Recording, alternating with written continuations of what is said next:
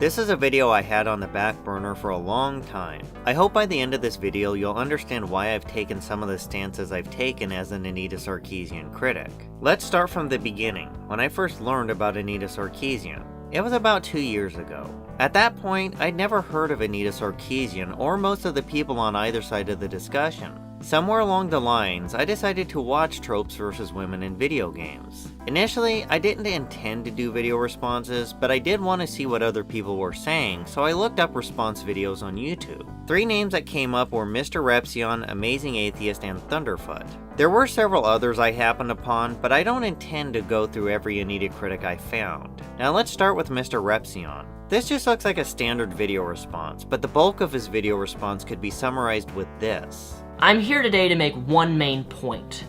There are plenty of female role models within gaming. In fact, most of my video today, Feminist Frequency, is going to be video game histories in which games that feature exclusively female protagonists, which you seem to think don't really exist. I had felt Anita had a lot of arguments that needed addressed with more specifics. I didn't think there was enough in this video review. Mr. Repsion did do a video on the second damsel in distress, which he seemed to put more effort into, but I never did find a third review, or any other reviews at that time. I also checked out The Amazing Atheist. I can summarize his first video with, Anita's comments are closed. I do, however, take issue with one aspect of Anita's video, the fact that she has disabled ratings, comments, and even statistics. The main point of his second video was explaining why the damsel in distress trope exists. He actually said in his second video he wouldn't address many of her arguments. It should be noted that this video does not cover every criticism that I have of Anita's most recent video. That isn't to say he offered nothing, I just didn't feel it was enough. And much like with Mr. Repsion, I didn't find much in the way of video reviews after that. Then we have Thunderfoot. Now he, on the other hand, had a lot to say about Anita and her work. I actually think he does a better job at it than most people. Now these weren't the only 3 people making videos about tropes versus women in video games, but I still felt there were some things that needed to be addressed. I thought I could hit some of her arguments from angles I had not seen before. Since I thought I had something to offer, I started my first Mr. Male Trope YouTube channel. Now while this was going on in the later part of 2014, Anita started riding the Gamergate wave to fame, and people started putting out more response videos. While this was going on, I would watch these videos. I wanted to see what other people were saying, and that's when I first started seeing problems. The first one I'll cover was a petition that came out around December 2014, Remove Anita Sarkeesian from Mirror's Edge 2 game development. When I first learned about this, I looked into it and I couldn't find anything officially stating Anita was working on this game, so I just ignored it. But it didn't stop other people from promoting it. Apparently Anita Sarkeesian was hired to help with Mirror's Edge 2 game development. I couldn't make this shit up if I tried. Motherfucking Anita Sarkeesian, who is now part of the developmental process of creating Mirror's Edge 2. Well, there is a petition on change.org to help get her ass off of developing this game. Okay, there's a petition, and please, by all means, if you actually feel even somewhat kind of the same as me, you should go and fill out this petition. Later, Electronic Arts responded saying this petition was based on inaccurate information, that Anita was not working on Mirror's Edge. One of the biggest problems with this petition is this is a sort of thing Anita would use as part of her harassment narrative.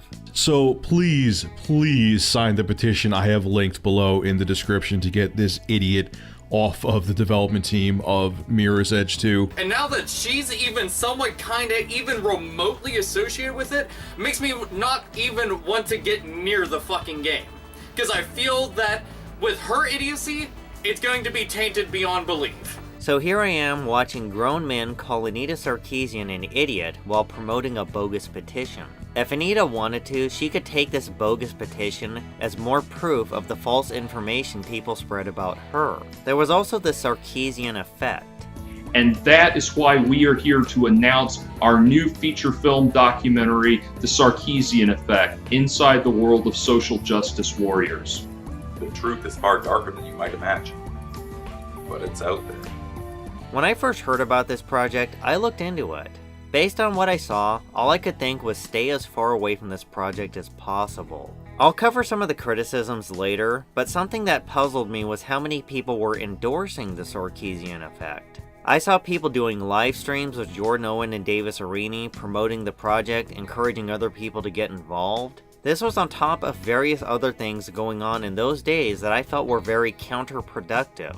At first, I didn't say much about it, but for the first few months, there was part of me that was shaking my head at a lot of the nonsense. A lot of this won't work on Anita, and some of it will actually work in her favor. For the next part, I'm going to make a long story short. It was in early 2015 when I first vocalized some criticism against what I call the anti-Anita side. I also experienced my initial frustration at trying to deal with people on this side of the discussion. I started feeling like with some people there was this you're with us or against us mentality. Certain things shouldn't be questioned. And because Anita Sarkeesian is so unpopular, it's not exactly a popular thing to criticize people who criticize her. Now, I could have just ignored this and kept to myself, but I felt a lot of this helped Anita in some ways and hurt the credibility of her critics in other ways. That was part of what led me to deleting my first YouTube channel. I started to feel like it was a waste of time.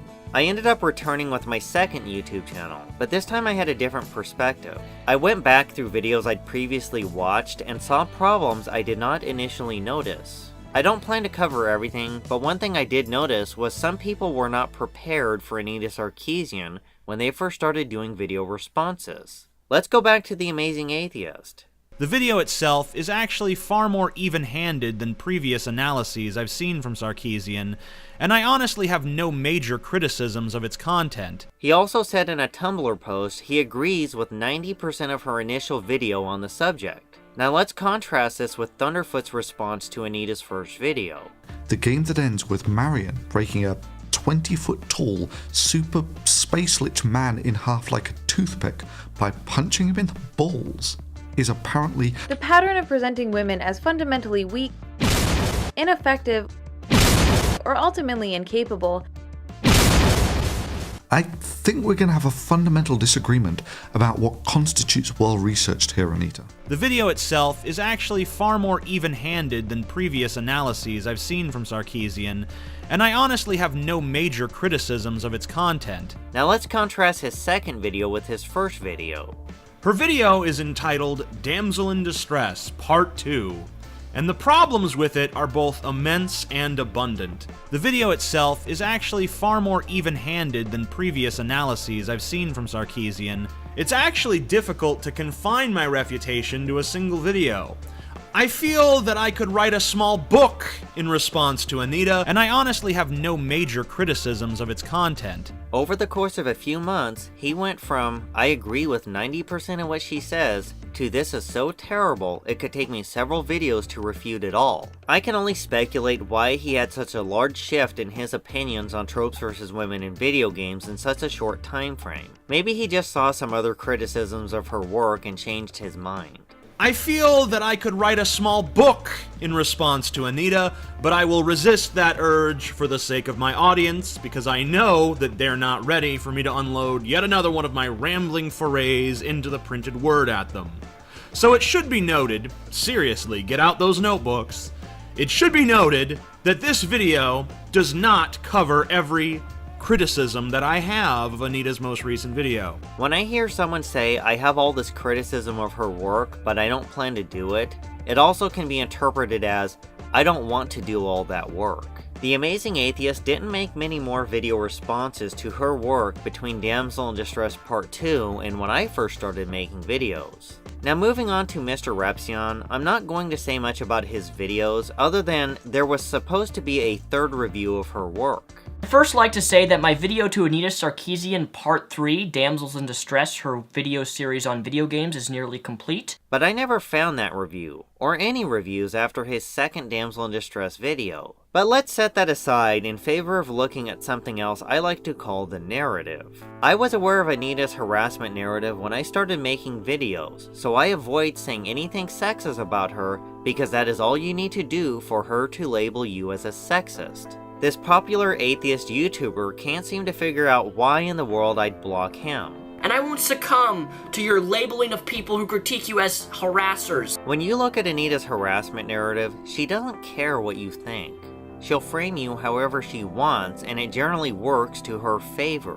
Anita is not someone you can deal with however you want. I also find it odd you go around saying this about her on the internet when you normally don't call her a bitch.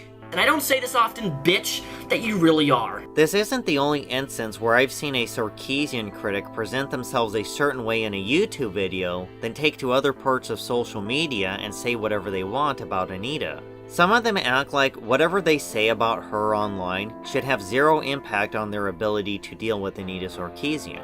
Another fine example of piss-poor behavior. The basics of fucking character writing! Character writing 101! And you fail, Anita! You fucking fail! Personally, I think The Amazing Atheist was just being hyperbole, but I'll repeat what I said a minute ago. Anita is not someone you can deal with however you want. The moment you give her an opportunity, she will frame you as a harasser. Dear Google, could your algorithm maybe not classify random YouTube hate videos as news in search results? Thanks. To which he responds with, "It is not a hate video, Anita. It's simply criticism. Much like what you do, only coherent." So he considers this simple criticism.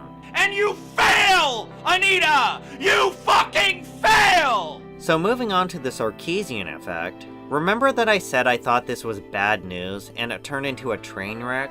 One of the primary issues for me was how some of these guys didn't look at this project critically, even though it was apparent early on there was plenty to criticize. Now, one of the first people who admitted it was a mistake to get involved was Thunderfoot. And just because I gave an interview to them, that doesn't mean that I'm responsible for all of this by guilt by association. Except when the fail's this hard? Yes. Yes, it does. He even made a video excoriating the project, which I don't blame him for doing. But going back to Thunderfoot not knowing much about this project. So anyway, I gave Jordan Owen an interview a ways back when I knew almost nothing about the project. Thunderfoot posted this video back in September 2014 talking about his suspension from Twitter. And what do I find? But my Twitter account has been suspended with a short list of one. I mean, especially since I've essentially been out of the game for the best part of the last week.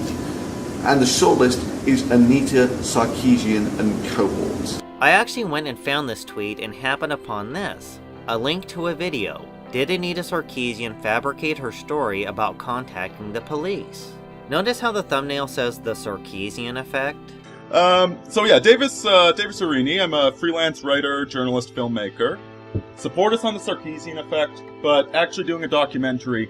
With making the documentary, however, support our documentary. Now sure, I blame myself that I didn't bother to find out who the hell Davis Arini was first. So anyway, I gave Jordan Owen an interview a ways back when I knew almost nothing about the project. Thunderfoot claimed his interview was done in early 2015.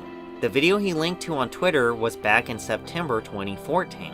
Maybe he didn't look into the project or Davis ahead of time, but he was fully aware of them months before the interview. I've heard Thunderfoot brag about his skills as an academic of the pattern-finding variety and pride himself in calling people out on their bullshit. Sorry boys, but the Ivory Tower's got a new breed of guard. One who really doesn't mind getting their hands dirty. One who's not going to let this shit slide. One that won't think twice before giving you a good, solid, factual bitch slap. A scholar of the pattern finder variety. You know, a scientist. Yet he couldn't be bothered to spend a few minutes looking into a project he was aware of for several months before he gave an interview. Now, my honest reading of this. I've known Jordan Owen loosely on and off for years, and in my admittedly very limited dealings with the guy, he seemed like a pretty reasonable and honest guy, and I've never had any problems with him at all. It'd be one thing if Jordan hit him up out of nowhere, but Thunderfoot knew who Jordan was for some time. When I first learned about this project, I took one peek at Jordan Owen's channel. Tell you what I saw. Long unscripted rants with poor lighting, and some guy in a bathrobe, and his YouTube channel was loaded with videos of this quality. This is not a personal attack on Jordan so much as a judgment on his content. I would not have given this guy $15,000 per month for a documentary, let alone an interview. And Davis Araney? There is criticism I could level at him right now, but at the time, I didn't even bother with his channel. And it wasn't just Thunderfoot. There were other people who were more knowledgeable of Davis and Jordan that still gave this project a chance despite all the warning signs. Going back to Davis Araney's video, around that time Jordan uploaded a video he later pulled down called Anita Sarkeesian the Smoking Gun, celebrating this victory of catching Anita in a lie. A couple days later, Jordan uploaded a video, The Sarkeesian Effect, Where My Head Is At, which was almost an hour of Jordan laying on a couch sounding depressed. This was after the realization they didn't catch Anita in a lie. This is basically what it looked like. There's been no reports that they are aware of happening in August. Who just got off the phone with the police liaison. They do not have a record of Anita Sarkeesian making that call. Anita, in your fucking face, fuckwit! It was abundantly clear this project would have issues, and this was less than a month into the project, yet so many people were behind it until the bitter end, which most people would agree was during the 4th of July weekend in 2015, less than a year later. Davis and Jordan did eventually deliver their own versions of the documentary, but at that point it was such a disaster that most people couldn't take it serious. Before I deleted my second YouTube channel, I was working on my own response video to the Sarkeesian Effect, and that was the second time I said fuck it and deleted my YouTube channel. About a month later, I decided I'd come back and give it a third chance. Now, some people could point out that a lot of this was in the past, but is it really? Are we really past some of the problems I've been criticizing? Earlier this year, Anita released Strategic Butt Covering. With the release of that, I saw response videos. A lot of them. The usual suspects did their videos, but so did many other people. People who rarely talk about Anita made video responses. People who did not do any videos on her in many months were releasing response videos. I didn't think such a small video required so much critical analysis, and some of the videos were more about complaining about Anita than offering a cogent rebuttal. That's part of the reason why I released a video stating I had no responses planned. That was also my way of saying you guys are overreacting to this. I don't mind responses to her work if they are worthwhile or have something to offer, but the response to Strategic Butt Covering was ridiculous. Sometime later, the Amazing Atheist started a charity in opposition to Anita's fundraiser for ordinary women. So, Anita Sarkeesian's at it again. She's raising $200,000 for her new series. All right, you guys, I've got an idea. I guess it's up to us to be the real feminists in the room. We have to be the ones that actually help women who suffer under true patriarchies around the fucking world. And that's why I have started a CrowdRise page for the International Women's Health Coalition. Rather than explain some of the problems I have with the Amazing Atheist and his charity, let's get to the main criticism I have of his fundraiser. First thing I thought about when you started your fundraiser was you announced it in a video about Anita Sarkeesian. I had also considered the possibility that Anita might pull the harassment narrative, which is exactly what she did. Feminist Frequency's Ordinary campaign keeps kicking ass despite harassment. In response to our new project, a very vocal, known harasser who has spent years attacking feminism and individual feminists on YouTube has launched a counter-fundraiser campaign specifically designed to both discredit me and mobilize his viewers to abuse me further on social media. After that article, Anita had a spike in donations. Now, I could have told you this would happen if you went about it the way you did. There are other ways you could have went about your charity without making it about Anita, but you had 3 videos mentioning your charity and Anita Sarkeesian in the same videos. That makes it real difficult to separate Anita Sarkeesian from your charity. Anita's article was posted on the Mary Sue. Who cares about the Mary Sue? This could have just been bait to get you to respond, which is what you did. Anita Sarkeesian, yeah, I have to talk about her again. I don't have a problem with you raising money, and I'm sure it went to a good cause, but you have to look at what you were doing and what the results were. Anita just barely hit her $200,000 goal, and some of these donations were in opposition to what you did. Thunderfoot was doing videos about ordinary women as well. Anita Sarkeesian now wants another $200,000 to make 5 videos about women in history. Here are a couple of tweets from him. Silly girl Femme Freak tried to raise money based on her skill rather than professional victimhood. It failed. The Amazing Atheist handed Anita a harassment narrative on a silver platter, and I saw it coming the moment he announced his charity in a video about Anita Sarkeesian. For your information, if FemFreak does not raise $6,000 a day for the next 2 weeks, her crowdfunding project will be denied funding. All I could think while you were doing your mathematical calculations about how Anita might fail was just wait till some people with deep pockets jump on board. She was flagging at about $40,000, which is still pretty bloody respectable, until 3 large donors put in about $65,000 between them.